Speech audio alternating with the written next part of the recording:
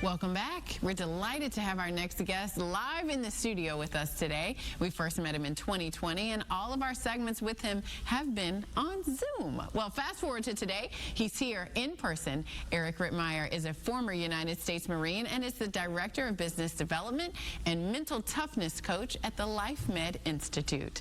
He's proud of his new book, The Menopausal Marine: Hot Flashes, Night Sweats, and Hormone Therapies, What Every Woman Needs to Know About Menopause. Thank you so much for coming in today. Andrea, this is awesome. I know, talking with Bill, it might be more than 4 years or so. Yeah. I don't know. My memory's not very good these days. So. Well, it is a pleasure. What I remember is us going way back to the Zoom days and getting some great information from you then. You're here now, and we're talking about a topic that I wasn't necessarily expecting you to write a book on: menopause. And so tell me how you arrived at this topic yourself. Yeah, I'm getting a lot of this, right? It's like, Eric, you talked about mental toughness, critical thinking, objective reality. Now menopause, a little bit strange. But yeah, I started working for a medical facility, LifeMed, a few years ago.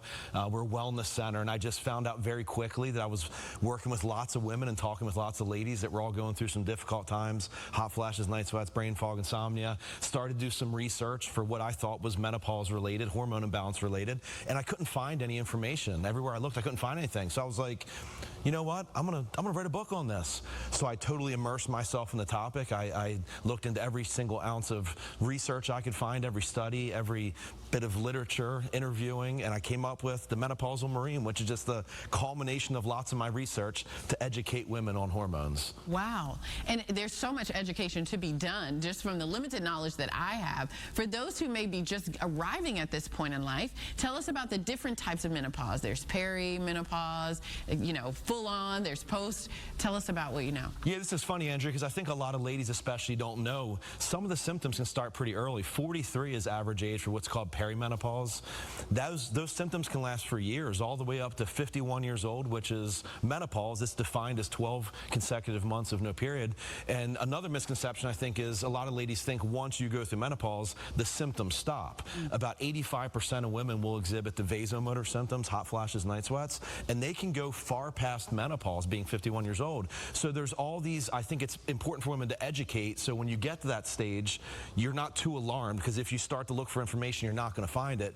If you're prepared in advance, you're able to understand why your body's going through it, and most importantly, treatments that are available to help with it. Well, and then there are plenty of different misconceptions about menopause that you've definitely been diving into. What are the top 5? Yeah, the number one, hands down, would be hormone replacement therapies and their links to breast cancer. There was one study that was done back in 2002. It's called the Women's Health Initiative. To date, largest randomized clinical trial for women. It was the National Institute of Health. They spent $675 million on the study. The takeaway was, if you take hormone replacement therapies, you increase your risk of breast cancer by 25%. 20+ years later now, that information's still floating around. Fortunately, there are lots of very smart people that are saying, wait a second, this isn't fair. There was information that was incorrectly extrapolated from that study.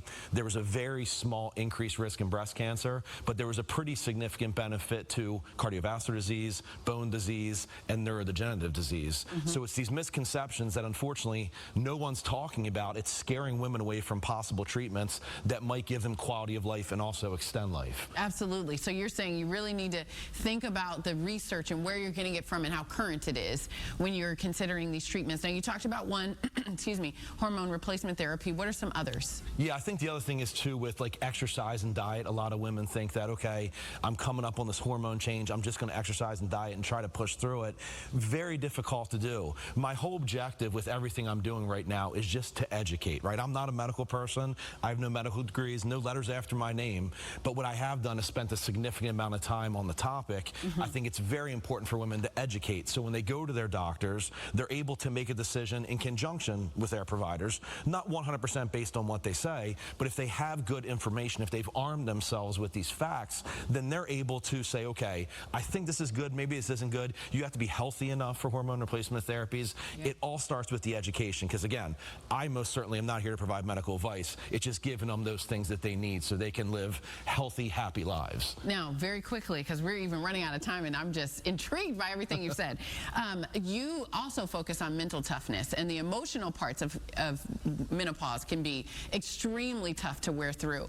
What are your recommendations for those who are in that part of the process? Yeah, this gets difficult too, right? Because we think about the physical symptoms that are linked to menopause. There's this huge emotional component, and I think that's another reason why the topic fits so well with me too, Andrea, is the fact that I have this training with the mental toughness, emotional control. So a big part of menopause can be emotional disturbances. I think where we start with it is trying to recognize where the emotions are originating from. Sometimes there's things happening physiologically that we just can't get over. In the Marine Corps, we say improvise, adapt, and overcome. If there's a mission that has to be done, improvise, adapt, and overcome, do it. As it relates to mental issues, as it relates to emotional issues, normally that's not a good way to address them. So for women specifically, understand that there could be chemical imbalances that are the root cause of these emotional disturbances. Don't ignore anything. These are all signs that something might be happening.